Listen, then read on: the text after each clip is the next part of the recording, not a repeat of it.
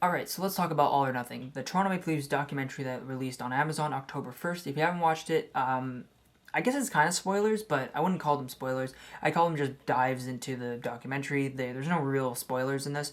So if you haven't watched it, go check it out if you don't want me to talk about it. But if you have seen it, welcome. It's an interesting watch, that's for sure. So I've got some notes on here, and I'm ready to talk about them. So let's talk about the first segment.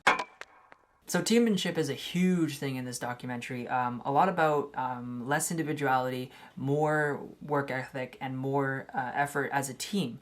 And it doesn't really show up too much at the beginning of the documentary, but towards the end and when they get towards the playoffs, it really shows up because the Toronto Maple Leafs struggled in the last few games of the season. They let up a few goals. They weren't playing well. They came back and won some games, but they weren't clean wins. So there was a struggle in the team.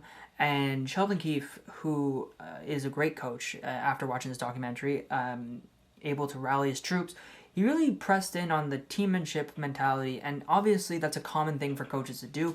It isn't something that no coach will do. It's it's not revolutionary. That's what I'm saying. It's common and it makes sense. But the reason why I'm bringing it up here is because for the Toronto Maple Leafs, a team who has Nylander, Marner, Morgan Riley, Austin Matthews, and then they have the backup goalies of Frederik Andersen, Jack Campbell, and I forgot the last goalie there who disappeared from the documentary after a few episodes. All these players are all great individually, but the teammanship is always difficult to come by. We look at a team like the Washington Capitals. Ovechkin, Backstrom, Kuznetsov, John Carlson. You can even put TJ Oshie, Braden Holtby at the time.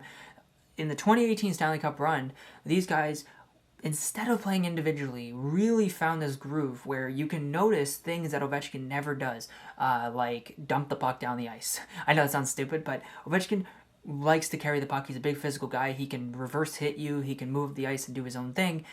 You didn't see him do that. He threw the puck in deep when there was a little bit of time left. He did good line changes. He scored the goals he needed to score, and he was a physical presence on the ice, and he blocked some shots. That is a leader, and that is a guy who wanted to win a Stanley Cup.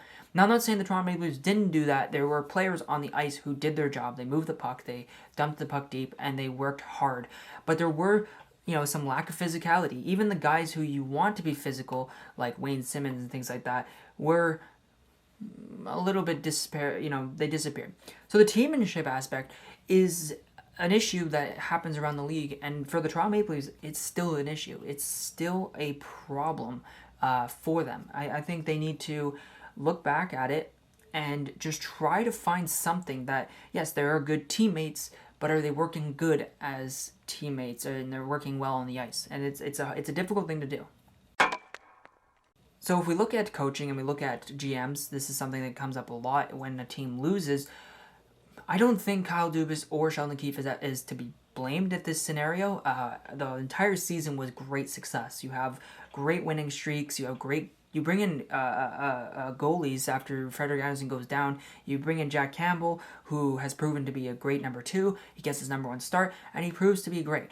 And then, it comes around playoff time when you got to decide between two guys. You got to decide between Frederik Andersen or Jack Campbell. Who do you go with?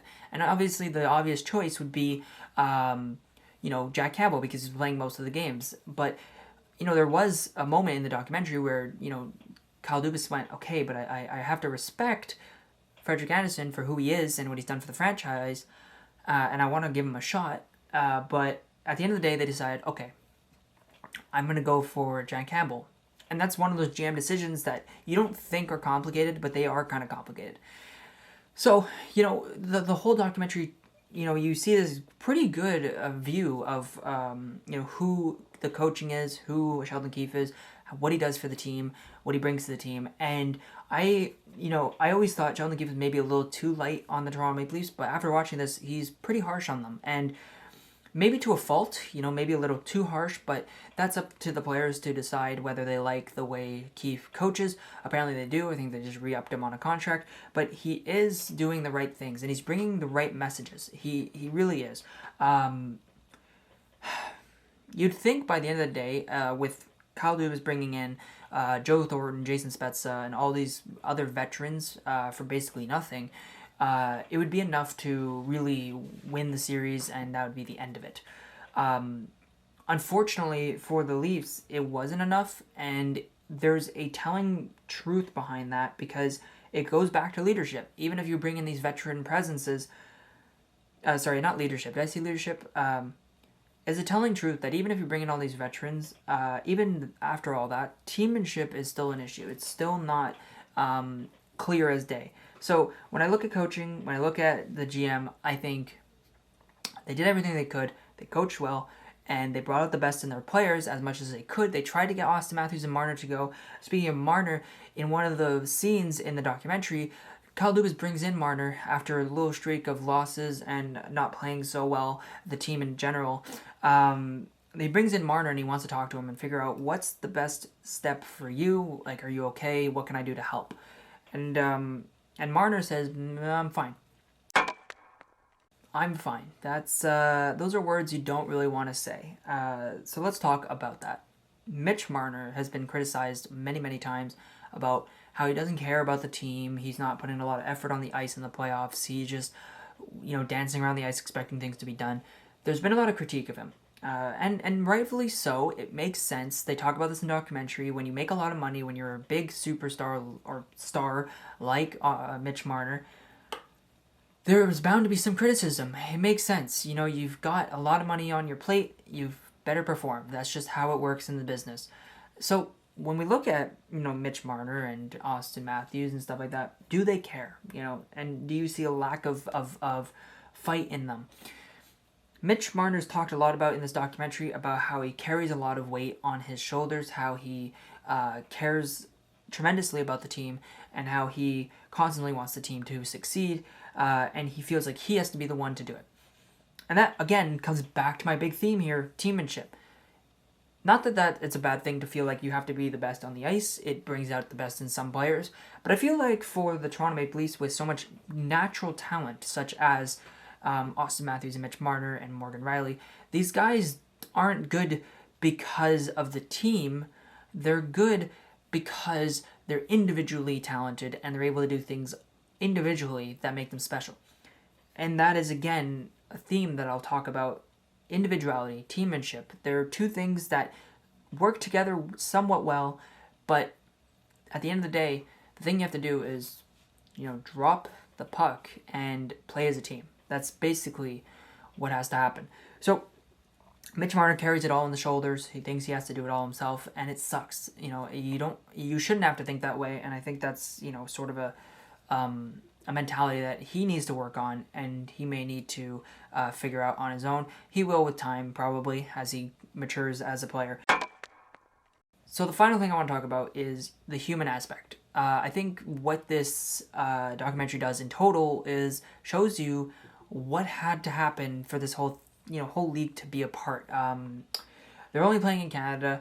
They're playing away from their family. The family's not allowed to travel with them. They spend a lot of time away from the people they love.